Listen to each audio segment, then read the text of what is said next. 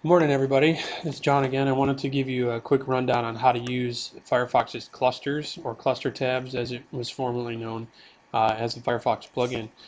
Clusters is a convenient way to put together a grouping of websites that are commonly used, and teachers have found it helpful to create clusters for research projects for their students, or for any group of URLs that need to be shared and managed online.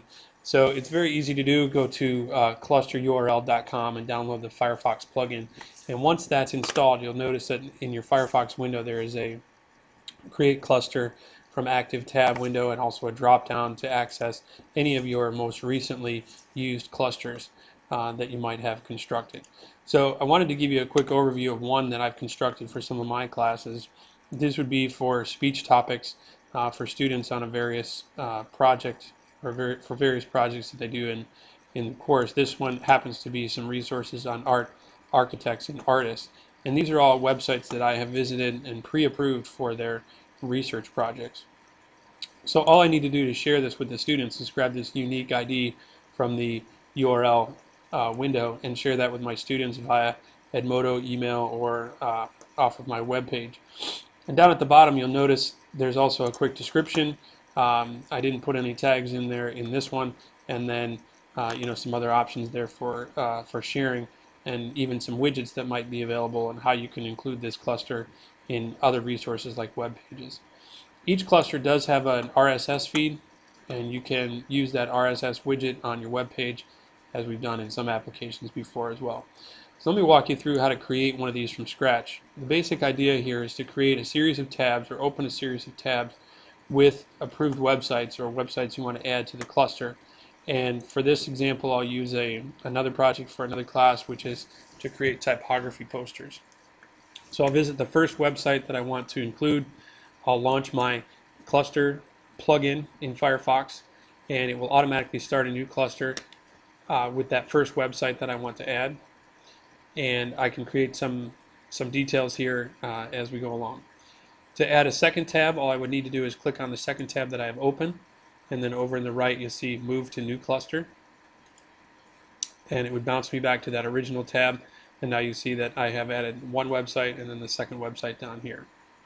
I could even go to my Google search window, which I had up before, and on any of these websites that you want to use, you could also right click, and then you get Add to Cluster, and then select the one that's currently open, and you notice that that website would then automatically also be added to that same cluster. So then from there you can click on some of these other options.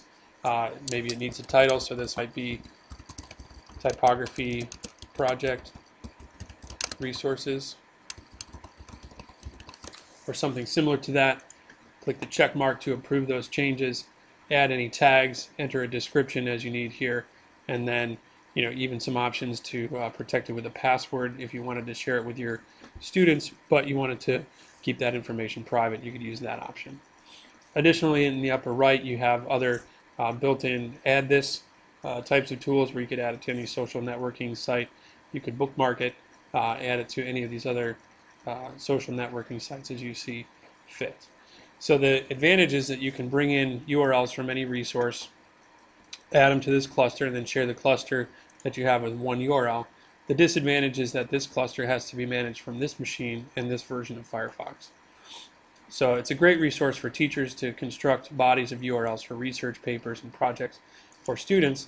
Another application might be for you personally, that if you have a series of websites that you visit each day, maybe it's Google and Bing and your Twitter account and maybe your Gmail account, you could create a cluster from all of these tabs and then add those URLs to that particular cluster, so that each day when you log into your workstation, you bring up the cluster, click on any URL that you wanted to visit to log in, and there you go. And it just saves you adding bookmarks or creating a long list of bookmarks. You could set up a cluster for your individual needs, and then obviously share those with anyone that would need to be shared.